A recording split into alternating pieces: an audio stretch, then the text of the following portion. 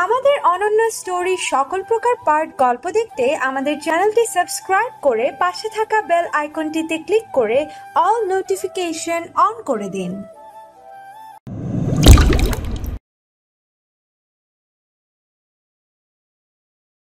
Sir আসবো? আসো। লোকটি রুমে আসার পর বুঝলাম এটা তো হামিদ আঙ্কেল, বাবার পার্সোনাল সেক্রেটারি, কিন্তু সাথে আরেকটা কে? স্যার এই লোকটা আপনার সাথে দেখা করতে এসেছে। আমি ডেকেছিলাম। কি অবস্থা ফাহাদ? বাবা লোকটিকে উদ্দেশ্য করে বলল, তার মানে লোকটির নাম ফাহাদ? আলহামদুলিল্লাহ ভালো স্যার, আপনি কেমন আছেন? আমিও আলহামদুলিল্লাহ ভালো। এদিকের কি অবস্থা? অনেক ভালো স্যার, সবাই আপনাকে অনেক শ্রদ্ধা করে। এমনিতে জিতে যাবেন আপনি। তাই নাকি? তোমাকে যে জন্য ডেকেছিলাম, ওকে চিনো তুমি? না স্যার, চিনি না। তো কে ইনি? এ হচ্ছে আমার ছেলে, তোমাদের কলেজে পড়ে। কি বলেন স্যার, আপনার ছেলে এখানে পড়ে আর আমরা জানি না? আগে বলেননি কেন? একটা সমস্যার কারণে বলতে পারিনি, সেটা মনে হয় ভুল হয়েছে। কি ভুল হয়েছে স্যার? আমি কিন্তু কিছুই বুঝতে পারছি না। তাছাড়া আপনার ছেলের এই অবস্থা কেন? সেটাই তো বলতে চাচ্ছি তোমাকে। এই কাজটা তোমার বোন করেছে। আমি সব কিছু শুনে তোমাকে ডাক দিয়েছি। কি বলছেন স্যার? আমার বোন মানে? কখন করেছে? এটা আমি তো কিছুই জানি না। তা জানবে কেন? আজ যদি খারাপ কিছু হয়ে যেত। আর আমি একটা বিষয় বুঝি না, মেয়ে হয়ে এরকম কেমনে করতে পারে? তোমরা শাসন করো না? শাসন করি, কিন্তু কিছুই শোনে না। ওর জন্য সবসময় বিচার আসে বাড়িতে। একমাত্র মেয়ে তো, বাবা মা কিছুই বলে না, আমাকেও কিছু বলতে দেয় না। তাই বলে এতটা ছেড়ে দেওয়া উচিত না। আমার ছেলে বলে কিছু বলি নাই, অন্য কেউ হলে কি হবে ভাবতে পারছো? সরি স্যার, ওর হয়ে আমি মাপ চাচ্ছি। আর এরকম হবে না। এরপর থেকে আপনার ছেলের দায়িত্ব আমার। কেউ তো মারা দূরের কথা, চোখ তুলে তাকাতেও ভয় পাবে। আচ্ছা তাই যেন হয়। আমাকে যেতে হবে, অনেক কাজ আছে। সাব্বির থাকো তাহলে, আর কোনো কিছু হলে ফোন দিও। আচ্ছা বাবা, সাবধানে যেও। ভালোভাবে পড়াশোনা করো। আর এ হচ্ছে ফাহাদ, তোমাদের কলেজের ভিপি। কোনো প্রবলেম হলে ওকে বলো। ফাহাদ ভাইয়া, আপনি থাকেন, একটু কথা আছে আপনার সাথে। ঠিক আছে, স্যারকে একটু এগিয়ে দিয়ে আসি তাহলে। তুমি একটু রেস্ট নাও। একটু পর ফাহাদ ভাই আসলো। সরি ভাই, মাফ করে দিও। মাপ চাচ্ছেন কেন? আপনার কি দোষ? আমারই তো দোষ, কিছুই বলি না বলে মাথায় উঠে গেছে একবারে। যখন যা ইচ্ছে তাই করে। আজকে বাড়িতে যাই আগে, তারপরে বোঝাবো আমি কি। ভাই আপনার কিছু করতে হবে না, যা করেন আমি করব। আপনি শুধু আজকের কথাগুলো যেন ওকে বলেন না। কেন, তুমি কি করবে আবার? আপনি শুধু দেখেন, 1 মাসের মধ্যে আপনার বোনকে ঠিক করে ফেলবো, কথা দিলাম। ঠিক আছে ভাই, তোমার বিশ্বাস করলাম। সত্যি ওকে একটু বদলাও এখন। ওকে দেখে যতটা ভয় পায় মানুষ, আমাকে দেখে অতটা ভয় পায় না। আপনি শুধু দেখেন কি করি। আপনার এটা নিয়ে চিন্তা করতে হবে না। আপনি নির্বাচন নিয়ে চিন্তা করেন, বাবা যেন জিতে। ঠিক আছে ভাই, তোমার বাবা এমনিতে জিতবে এবার। এখানকার মন্ত্রী হবে তোমার বাবা। তাই যেন হয়, আল্লাহ যেন বাবার ইচ্ছা পূরণ করে। আচ্ছা ভাই, একটা কথা বলো তো, তোমার বাবার তো অনেক ক্ষমতা, কিন্তু তুমি এভাবে থাকো কেন? তুমি থাকবে বসের মতো। ফাহাদ ভাইয়ের কথা শুনে একটু হাসলাম। পরে বলবো একদিন ভাই, এসব বেশি ভালো লাগে না আমার, তাই। আচ্ছা ভাই, আমি যাই তাহলে। ভালো থাকো। আর কিছু লাগলে আমাকে অবশ্যই বলো কিন্তু। 7 দিনের মধ্যে মোটামুটি সুস্থ হয়ে গেলাম। সকালে আরতির সাথে কলেজে গেলাম। কলেজে ঢুকতে দেখি সিমরান আর কয়েকজন মিলে হাসাহাসি করতেছে, আড্ডা দিচ্ছে। আরতি তুমি যাও, আমি একটু আসি। কেন? কোথায় যাবেন? যাও, একটা কাজ আছে। আরতি চলে গেল। আমি ধীরে ধীরে সিমরানদের কাছে গেলাম। সিমরান আমাকে দেখেই আবার রেগে গেল। কি রে, আবার কলেজে আসছিস? আমরা তো মনে করেছিলাম আর আসবি না কোনোদিন। কি জন্য আসবো না? তোমাদের জন্য নাকি? আমাদের জন্যই। তোমরা কি এমন আসছো যে তোমাদের জন্য কলেজে আসা বাদ দিব? আমরা কি এত তাড়াতাড়ি ভুলে গেছিস? সেদিনের কথা মনে নেই? আছে, সেজন্যই তো বলছি। কি বলবি রে তুই? এখনো ভালো হস নাই দেখছি। আবারও বলছি, আমার সাথে পাঙ্গা নিস না, পারবি না। আমি কলারটা ছাড়িয়ে নিয়ে বললাম, অনেক কিছু বলবো, শুধু দেখেন। আর আমি পাঙ্গা নিচ্ছি না, শুধুমাত্র আমার অধিকারটা আদায় করছি। এরপরে যদি কেউ সেটাই বাধা দিতে আসে, তাহলে কি হবে সেটা বুঝে নেবেন। আমি ওখান থেকে চলে আসলাম ক্লাসে।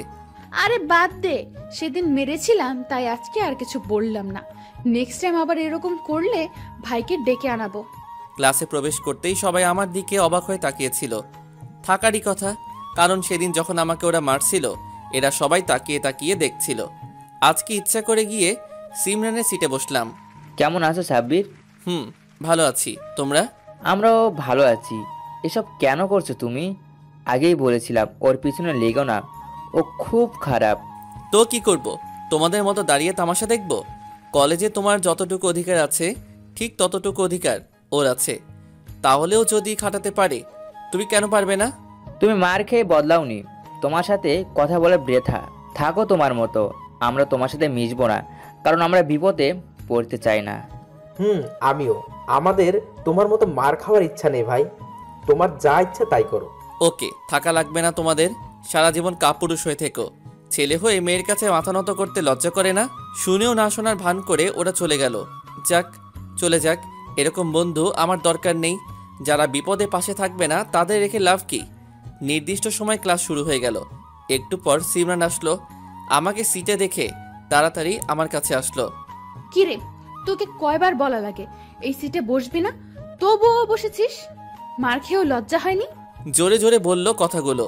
পুরো ক্লাসের নজর এখন আমাদের দিকে। এই সিট আপনার মানে? আপনার বাবা কিনে দিয়ে গেছে নাকি? শোন, মাথা খারাপ করিস না, ভালোই ভালোই বলছি, উঠে যা। স্যার কিছু বললেন না? ওকে জানে না নাকি?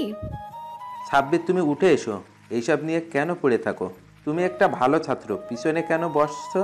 সামনে এসো। স্যার, ভালো ছাত্র হলে কি পেছনে বসা যাবে না নাকি? তাছাড়া আমার এই সিটে বসতে ভালো লাগে। আমি উঠতে পারবো না স্যার। Sorry sir. স্যার কিছু বলল না। ক্লাসে আবার মন দিল। আবারও সবাই আমার পাশেই বসলো, কারণ অন্য সিট তো ফাঁকা নেই। আর ক্লাসটা মনোযোগ দিয়ে করলাম। মাঝে মাঝে সিমরানের দিকে তাকালাম, তবে ওকে দেখে হাসি পাচ্ছিল আমার। বেচারির মুখটা কালো হয়ে গেছে। ক্লাস শেষ হওয়ার পর সিমরান আর বাইরে গেল না, চুপ করে বসে রইল। কোনো কথা নাই, ফোন টিপসে। ক্লাসটা পড়াশোনার জন্য, ফোন টিপার জন্য না। কথাটা শুনে আমার দিকে তাকালো রাগের দৃষ্টিতেই, কিন্তু আমি একটা মুচকি হাসি দিলাম যাতে রাগটা বেড়ে যায়। কিছু কিছু মানুষের জন্য সব মানুষ যদি খারাপ হয়ে যায়, কোত্থেকে যে এসব আসে? মানবতা বলতে কিছু নেই। কথাগুলো ইচ্ছে করে বললাম সিমরানকে উদ্দেশ্য করে। ও কথাগুলো শুনছিল, কিন্তু না শোনার ভান করে আছে। আর কথাগুলো যে ওকে বলেছিলাম সেটা ও বুঝছিল। একটু ফোনটা দেওয়া যাবে? সিমরানকে উদ্দেশ্য করে বললাম। কথা বলতাম একটু, আমার ফোনে চার্জ নেই তো। সিমরান বাইরে চলে গেল। আমার তো হাসি পাচ্ছিল ওর কাহিনীগুলো দেখে। কেবল তো শুরু, সামনে আরও হবে। আমাকে মারা না। একটু পর স্যার এসে হলরুমে নিয়ে গেল। কি যেন বলবে সবাই। গেলাম। পুরো কলেজের স্টুডেন্টদের ডাকা হয়েছে। সিমরানও এসেছে, তবে ও সামনে দাঁড়িয়ে আছে।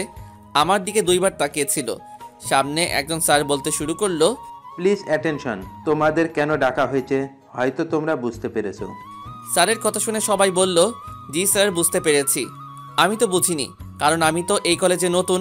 আবার বলতে শুরু করলো, স্যার, প্রতিবারের মতো এবারও আমাদের কলেজে ব্যাডমিন্টন প্রতিযোগিতা হবে। 20 বছর ধরে আমাদের এই প্রতিযোগিতায় চলে আসছে। কাল থেকে বাছাই পর্ব শুরু। তোমরা যারা যারা অংশগ্রহণ করতে চাও আমাদের সাথে যোগাযোগ করো। স্যার কথাগুলো বলে চলে গেল। আরেকজন স্যার আবার বলতে লাগলো, আমাদের খেলাটা টিম হিসেবে প্রত্যেক ক্লাস থেকে 2 জন করে, একজন ছেলে আর একজন মেয়ে। গতবার চ্যাম্পিয়ন হয়েছিল ইন্টার সেকেন্ড ইয়ারের সিমরান আর জয় এর টিম। আমরা আশা করছি এবারও তারা অনেক ভালো করবে। কথাগুলো বলে স্যাররা চলে গেল। আমরাও যে যার মতো ক্লাসে চলে আসলাম। তার মানে সিমরান ভালো খেলে ব্যাডমিন্টন, যেহেতু ফাইনাল নিয়েছিল। কিন্তু তার সাথে যে জয় খেলেছিল তাকে তো দেখলাম না। কলেজে কি আসে না নাকি? পাশের একজনকে বললাম, আচ্ছা একটা কথা বলো তো, তখন যে স্যার জয়ের নাম বলল তাকে তো দেখলাম না এখনো। দেখবে কিভাবে? ও তো আর এখানে পড়ে না, ও একটা ভালো ক্লাবের চান্স পেয়েছে, এখন ওখানেই থাকে। ও, তাহলে এবার আমাদের টিমে খেলবে কে? সেটা আমরা কি করে বলবো? সেটা তো ঠিক করবে সিমরান আপু।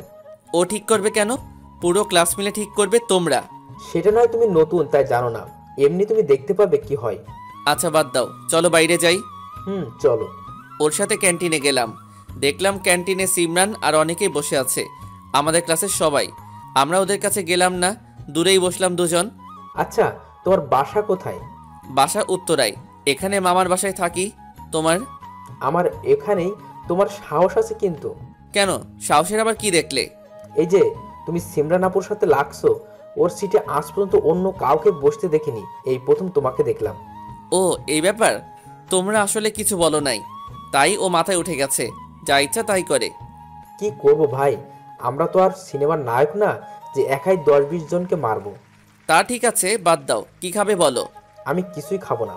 আমি কি বন্ধু হতে পারি? অবশ্যই, আমরা তো বন্ধুই, এক ক্লাসে যখন পড়ি, তাই না? তা তো ঠিকই। আচ্ছা, তুমি ব্যাডমিন্টন খেলতে পারো? পারি, তবে খুব একটা ভালো না। আমি এই খেলাটাই খেলি, আমাদের ওখানে একটা ক্লাব আছে, ওখানেই খেলা শিখেছি। তাহলে তো অনেক ভালো খেলো তুমি। খেলতে চাও এখানে? আরে বেশি ভালো খেলি না এখানে, চান্স পাবো না আমি। আরে চান্স নিয়ে তোমাকে চিন্তা করতে হবে না, আমি বিষয়টা দেখছি। এখন চলো তুমি। কোথায়? সিমরান আপুদের কাছে। মনে হয় ওরা এই বিষয় নিয়ে আলোচনা করছে। তোমার নাম বলি, দেখি কি বলে। আরে পাগল নাকি তুমি, ও জীবনে নিবে না আমাকে। আগেই বলোস কেন? চলো তো তুমি।